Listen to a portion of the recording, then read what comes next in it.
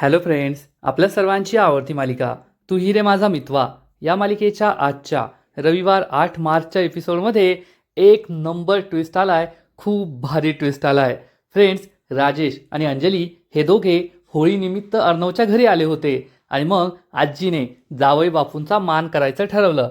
जावई बापूंना एक भेटवस्तू दिली. आजीला तर जावई बापूंना चांदीचा गणपती द्यायचा होता, परंतु वल्लरीने ठरवलं की या नालायक राजेशने मला धमकी दिली आहे आणि आता मी याची बोलतीच बंद करते.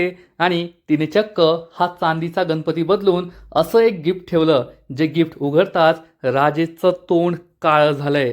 आणि राजेशचं तोंड काळं व्हायलाच पाहिजे, त्यामुळे सगळ्यांनाच जबर धक्का बसला.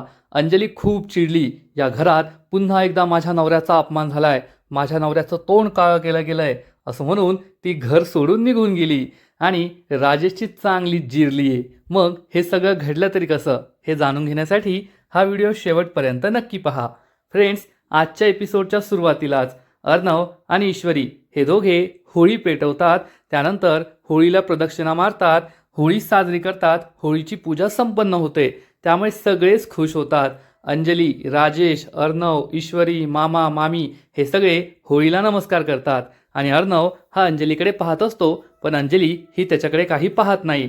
त्यानंतर सगळेजण हे होळीला प्रदक्षिणा मारतात, होळीची पूजा करतात आणि थोड्या वेळानंतर घरामध्ये येतात.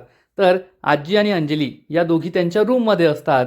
या दोघींच्याही चांगल्या गप्पा मारून होतात आणि मग आजी ही अंजलीला समजावून सांगते, अंजली आता तू येथे आलीच आहे तर येथे कायमचीच येऊन जा, आता त्या चाळीत परत जायची गरज नाहीये. परंतु अंजली त्यासाठी नकार देते आणि म्हणते, नाही आजी, या घरात माझ्या नवऱ्याचा खूप अपमान झालाय आणि ज्या घरात माझ्या नवऱ्याचा अपमान झालाय त्या घरी मी पुन्हा कधीच राहायला येणार नाही. हे ऐकून आजीला वाईट वाटतं. आजी अंजलीला समजावून सांगते, मला मान्य आहे या घरात तुझ्या नवऱ्याचा अपमान झालाय, पण तो अपमान ईश्वरी आणि अर्णवने केलाय. परंतु हे घर माझं सुद्धा आहे, या घरावर माझाही हक्क आहे आणि तू माझी नात आहेस. त्या हक्काने मी तुला म्हणतीये तू येथे परत राहायला ये.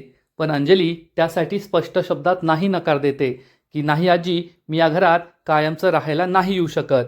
आजी अंजलीला म्हणते, ठीक आहे, तू कायमचं राहायला येऊ नको, पण मी तुला सांगितलं होतं की होळीला होलाष्टक योग असतो आणि त्यावेळेस आई आणि होणाऱ्या बाळाची खूप काळजी घ्यायची असते.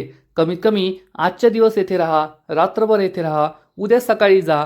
अंजलीचा नाईलाज होतो. आजीचं मन नाही दुखवायचं, त्यामुळे अंजली म्हणते, ठीक आहे आजी, मी तुझ्यासाठी आज रात्रभर येथे राहायला तयार आहे.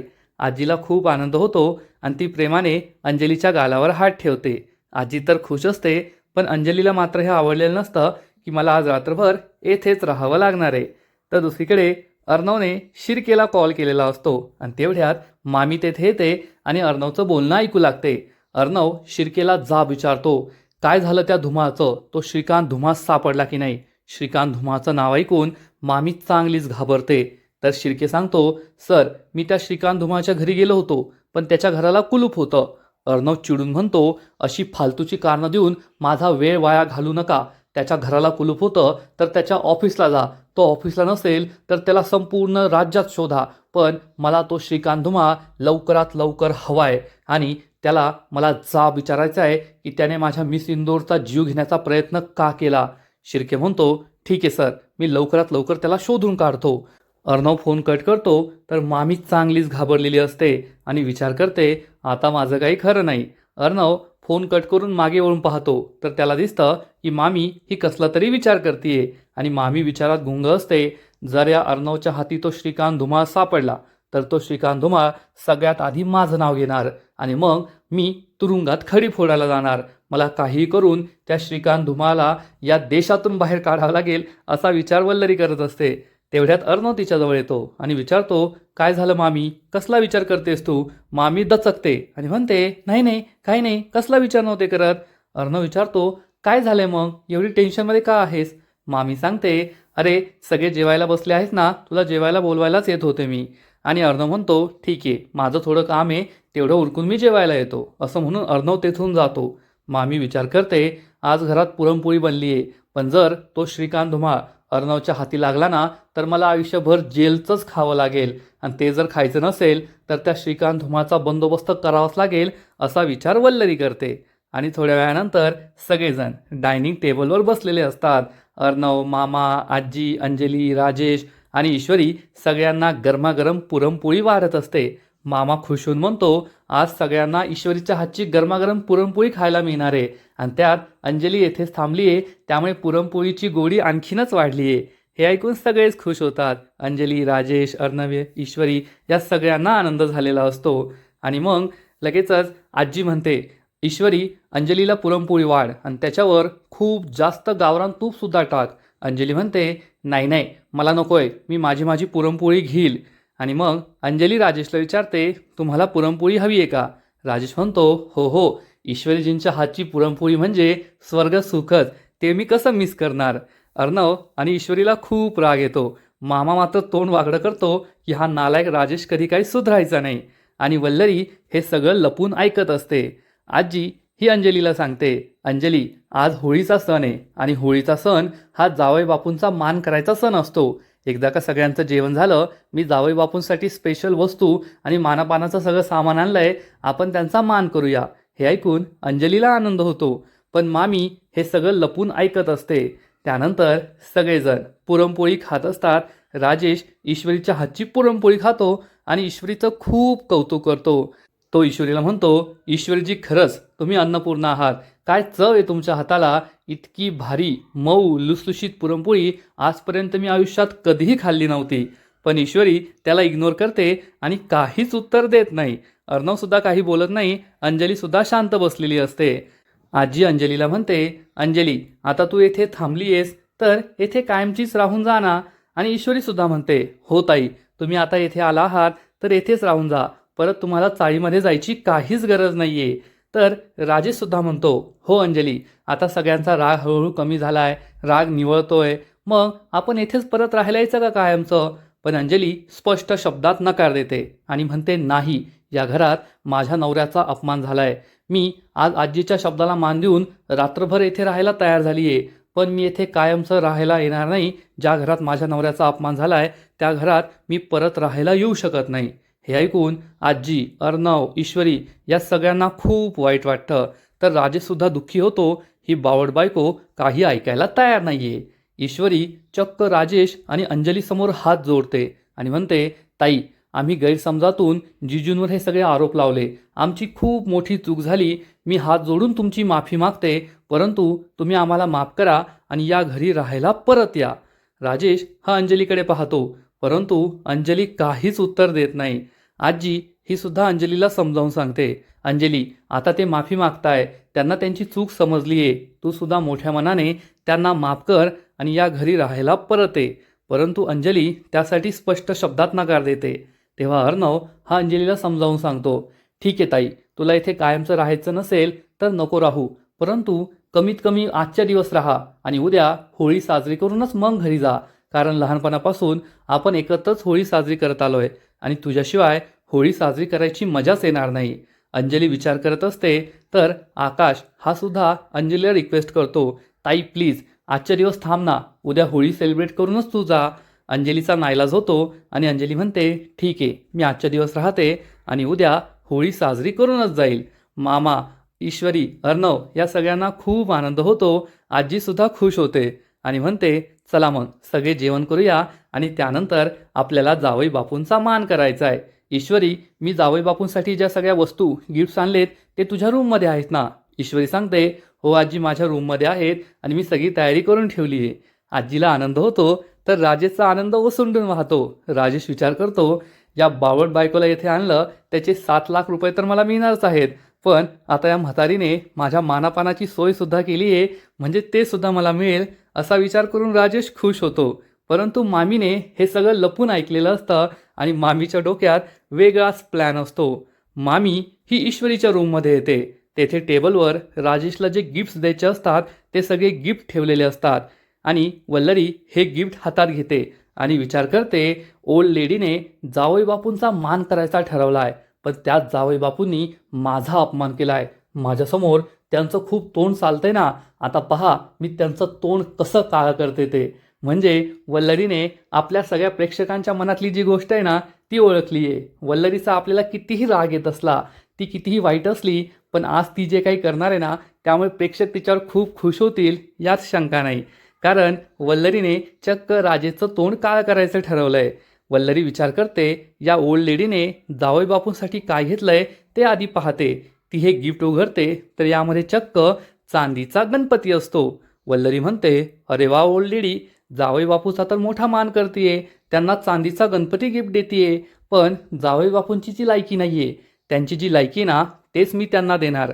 असा विचार करून वल्लरी हा चांदीचा गणपती आणि हे गिफ्ट रूममध्येच लपवून ठेवते आणि म्हणते, जावई बापू आता पहा मी तुम्हाला कसा धडा शिकवते ते. आणि वल्लरीने एक वेगळं गिफ्ट आणलेलं असतं, ज्या गिफ्टमुळे राजेचं तोंड काळं होणार आहे. आणि ती हे गिफ्ट आजीने ठेवलेल्या गिफ्टच्या जागी ठेवून देते आणि ईश्वरी आणि अर्णवच्या रूममधून निघून जाते, तेथून पळून जाते. थोड्या वेळाने राजेश ईश्वरी आणि अर्णवच्या रूममध्ये असतो आणि अर्णव राजेशच्या हातांमध्ये 7 लाख रुपयांची बॅग देतो. ही बॅग घेऊन राजेश खूप खुश होतो आणि स्वतःच्या छातीशी त्या बॅगेला कवटावतो आणि म्हणतो, अरे वा अर्णव, तुझ्याकडे तर खूप पैसा आहे आणि फक्त 1 दिवसाचा व्हिजिटिंग चार्ज म्हणून तू मला 7 लाख रुपये दिले आहेत. मला तर खूप भारी वाटतंय आणि आजचा दिवस तर माझ्यासाठी एकदम भारी आहे. मला 7 लाख रुपये मिळाले आणि माझ्या इंदोरी जिलेबीच्या हातची मऊ लुसलुसीत गोड गोड पुरणपोळीसुद्धा मिळाली आणि ती गोड पुरणपोळी खाऊन मला स्वर्ग सुख मिळालंय. आज माझ्या इंदोरी जिलेबीनी मला स्वर्ग सुख दिलंय, स्वर्ग सुख. हे ऐकून अर्णव आणि ईश्वरीला खूप राग येतो. अर्णव चिडून म्हणतो, तू तुझी लायकी विसरतोय हे लक्षात ठेव. तर राजेश चिडून म्हणतो, माझी लायकी पुन्हा पुन्हा नाही काढायची. तू माझी लायकी काढली ना, म्हणूनच तुझी बहीण तुझं घर सोडून गेली आणि आज तिला 1 दिवस या घरात आणण्यासाठी तुला मला 7 लाख रुपये द्यावे लागले. चल 7 लाख रुपये परत काढ. अर्णव विचारतो, कसले 7 लाख रुपये? तर राजेश म्हणतो, आपलं डील झालं होतं. येथे फक्त आजच्या दिवस अंजली येईल त्यासाठी तू मला 7 लाख रुपये देणार होता. आता अंजली आणखीन 1 दिवस राहणार आहे, त्याचे 7 लाख रुपये कुठे? आणखीन 7 लाख रुपये द्यायचे, नाहीतर अंजलीला मी परत घेऊन जाईन. ईश्वरी चिडून म्हणते, तुला तुझे 7 लाख रुपये मिळाले ना, चल निघ इथून. तर राजेश चिडून म्हणतो, माझ्याशी नीट बोलायचं, नाहीतर अंजलीला या घरात मी परत कधीच येऊ देणार नाही, हे लक्षात ठेवायचं.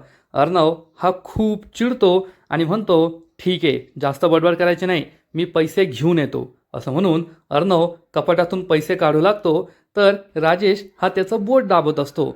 ईश्वरी ते पाहते आणि विचारते, हा असं का करतोय? तर ईश्वरीला समजतं, असं मी करतेय म्हणून तो माझी कॉपी करतोय. ईश्वरी लगेच स्वतःचं बोट सोडून देते आणि हातावर हात ठेवून उभी राहते. तर राजेशसुद्धा अगदी तिच्यासारखी ॲक्शन करतो आणि हातावर हात ठेवून इकडे तिकडे पाहण्याची तिच्यासारखी ॲक्टिंग करतो. ईश्वरी आणखीनच चिडते, दोन्ही हात खाली ठेवून वर पाहते. तर राजेशसुद्धा अगदी तिच्यासारखीच ॲक्टिंग करतो. आणि तेवढ्यात अर्णव आणखीन 7 लाख रुपये घेऊन येतो. राजेशला बॅग उघडायला सांगतो आणि या बॅगमध्ये हे 7 लाख रुपये टाकून देतो. राजेश खुश होऊन म्हणतो, अरे चिंटुकल्या, तुझ्याकडे किती पैसा आहे. तुझ्या पैशाला ना कोणाची नजर नको लागायला आणि माझी तर लागेलच, माझीसुद्धा नको लागायला. ईश्वरीला खूप वाईट वाटतं. अर्णव चिडून म्हणतो, तुझी ही बडबड बंद करायची आणि आता तुला 15 लाख रुपये दिलेत मी. माझ्या ताईला त्या घाणेरड्या चाळीतून बाहेर काढायचं, एखादा चांगला फ्लॅट घे आणि माझ्या ताईला तेथे शिफ्ट कर. तर राजेश चिडून म्हणतो, अरे इतका मोठा बिझनेसमॅन आहे तू आणि तुला एवढीसुद्धा अक्कल नाही आहे का? तुझ्या ताईला जितका जास्त त्रास होईल ना, तितक्या लवकर मी तिला या घरात परत घेऊन येईल. तिला मी भारी फ्लॅटमध्ये ठेवलं, सुखात ठेवलं, तर ती या घरात परत येण्याकडे चिंटुकल्या, तुला एवढंसुद्धा कळत नाही. असं म्हणून राजेश अर्णवच्या गालावर हात ठेवतो. अर्णव आणि ईश्वरी खूप चिडतात. राजेश चिडून म्हणतो, मला आहे ना लवकरच तुमच्या जवळ यायचं आहे. माझ्या इंदोरी जिलेबीपासून मी दूर गेलोय ना, हा दुरावा मला काही सहन होत नाहीये. मी लवकरच परत येईल का? असं म्हणून राजेश या दोघांना बाय बाय करून तेथून निघून जातो. अर्णव आणि ईश्वरी खूप चिडलेले असतात. ईश्वरी ही अर्णवला म्हणते, अर्णव सर, आता आपण अंजली ताईला 1 दिवसासाठी या घरी परत बोलवलंय. आपण अजून थोडे प्रयत्न केले ना, तर ताईला आपण कायमचं येथे राहायला बोलवू शकतो. अर्णव म्हणतो, ते शक्य नाहीये. ईश्वरी म्हणते, शक्य आहे सर, आपण प्रयत्न केले ना तर सगळं शक्य आहे. असं म्हणून ईश्वरी अर्णवला आपला प्लॅन सांगते. अर्णवला सुद्धा हा प्लॅन आवडतो आणि मग थोड्या वेळानंतर मामा, अंजली, आजी सगळे गप्पा मारत बसलेले असतात आणि तेवढ्यात अर्णव आणि ईश्वरी भांडण करत तेथे येतात. ईश्वरी ही अर्णवला म्हणते, अर्णव सर, दाखवा ना मला ते सगळं. तर अर्णवच्या हातात अंजली आणि त्याच्या बालपणीचे सगळ्या पिचकाऱ्या, रंग, फोटोग्राफ्स, सगळ्या आठवणी असतात. अर्णव म्हणतो, या वस्तूंना हात लावायचा नाही. मामा, आजी, अंजली हे सगळे त्यांच्याकडे पाहू लागतात. मामा आणि आजीला समजतं हा यांचा प्लॅन आहे. पण अंजलीला कळतं या आपल्या लहानपणीच्या वस्तू आहे, पण लगेच रिॲक्शन द्यायची नाही. त्यामुळे ती इकडे तिकडे पाहण्याचं नाटक करते. तर ईश्वरी म्हणते, सर प्लीज मला सगळं दाखवा ना, मी त्यांना काही नाही करणार. अर्णव म्हणतो, ठीक आहे. आणि मग ईश्वरी या सगळ्या वस्तूंकडे पाहते आणि अर्णवला विचारते, अर्णव सर हे जे रंग आहेत ते ऑर्गॅनिक तर आहे ना?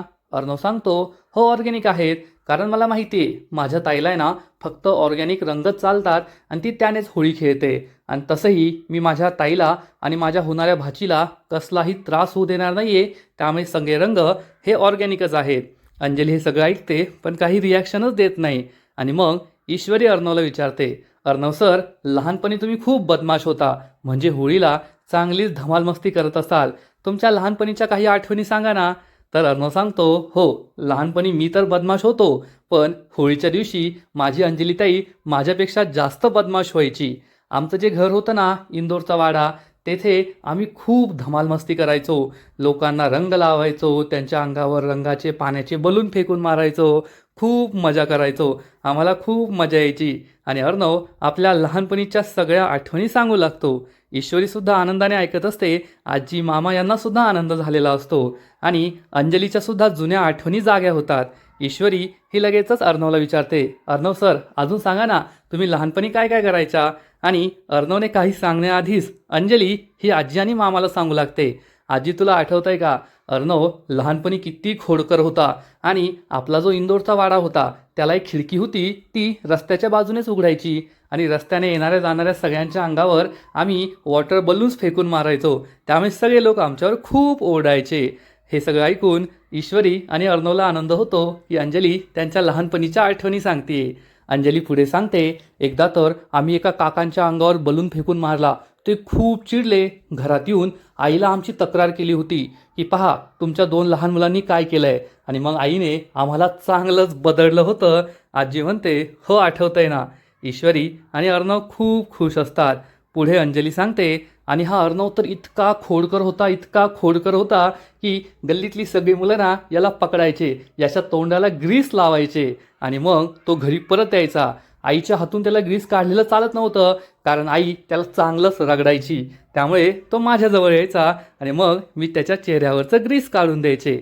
अर्णव खूप लाजतो. ईश्वरी हसू लागते. मामा आणि आजीला सुद्धा आनंद झालेला असतो. अंजली भरभरून बोलत असते. अर्णव आणि मी एक खड्डा खणायचो, त्यात पाणी ओतायचो, रंग टाकायचो, कुणी आलं त्यांना त्यात पाण्यात बुचकायचो. आमची लहानपणीची होळी खूप भारी असायची. अंजली हे सांगता सांगता अर्णव आणि ईश्वरीवर आपला राग आहे हे सगळं विसरून गेलेली असते. ईश्वरी आणि अर्णवसुद्धा खूप खुश असतात. आजी म्हणते, बस बस बस झालं आता तुमच्या लहानपणाच्या आठवणी. चला आता जावई बापूंचा मान करायचा आहे. ईश्वरी चल तिकडून सगळे गिफ्ट्स घेऊन ये. असं म्हणून आजी मामा अंजली तेथून निघून जातात. आणि मग अर्णव हा ईश्वरीला म्हणतो, खूप खूप थँक्यू, तुझ्यामुळे हे सगळं शक्य झालं आहे. ईश्वरी म्हणते, सर मी तुम्हाला म्हटलं होतं ना, आपण आणखीन थोडे प्रयत्न केले ना तर सगळं काही शक्य आहे. आणि अर्णवला सुद्धा हे पटतं.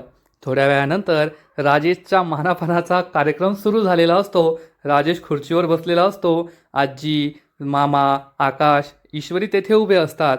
आजी ईश्वरीला म्हणते, जा अर्णवचं फोनवर बोलणं झालं असेल तर त्याला बोलवून आण, जावई बापूंचा मान करायचा आहे. तर ईश्वरी म्हणते, त्यांना एक महत्त्वाचा कॉल आला आहे, त्यांनी मला सांगितलं आहे तुम्ही कार्यक्रम आटोपून घ्या. मामी हे सगळं लपून पाहत असते.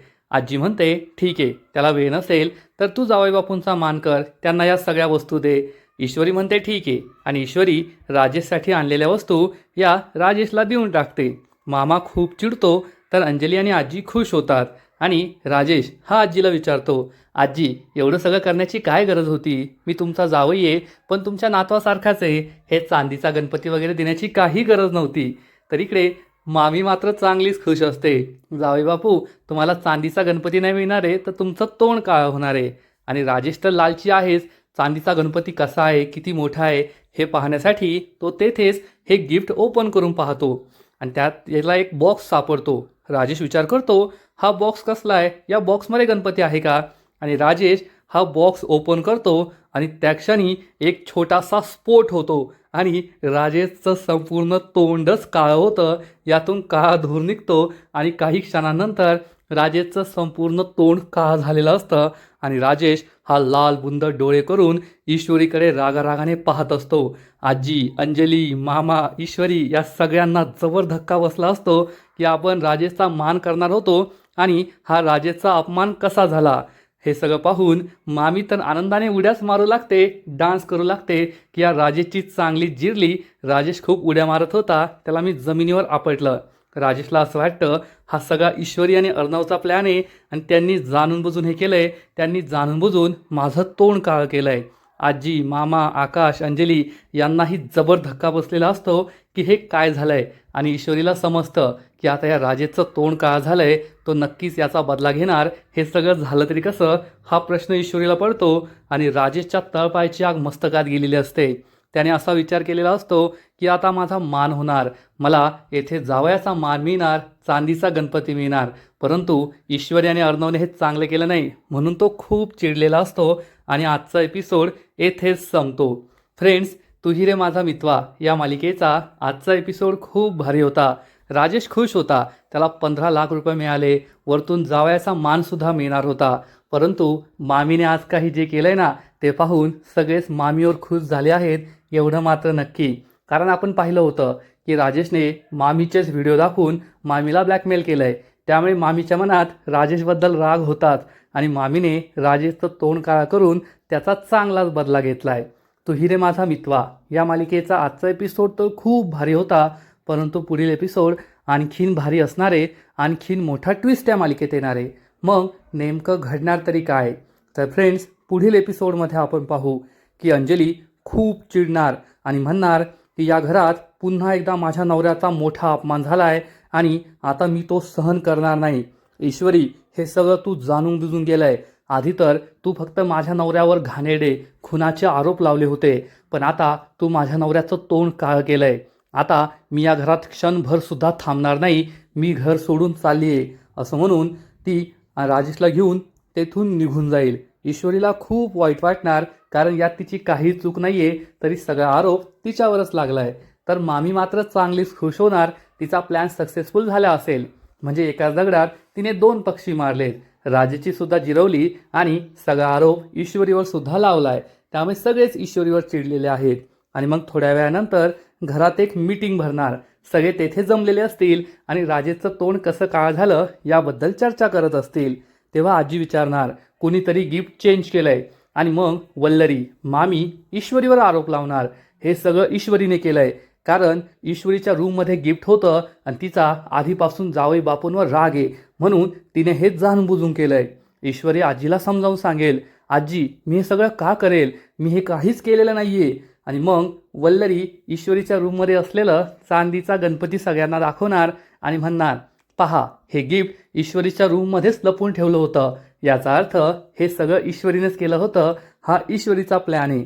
अर्णव आणि ईश्वरीला समजणारच नाही की हे सगळं काय आहे आणि हे सगळं घडलं तरी कसं.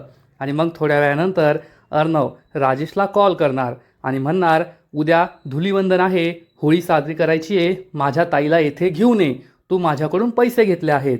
तर राजेश चिडून म्हणेल, तू मला पैसे दिले पण तू माझा घरी बोलून अपमान केलाय, माझं तोंड काळं केलंय तू, मी तुझ्या ताईला तेथे यूज देणार नाही.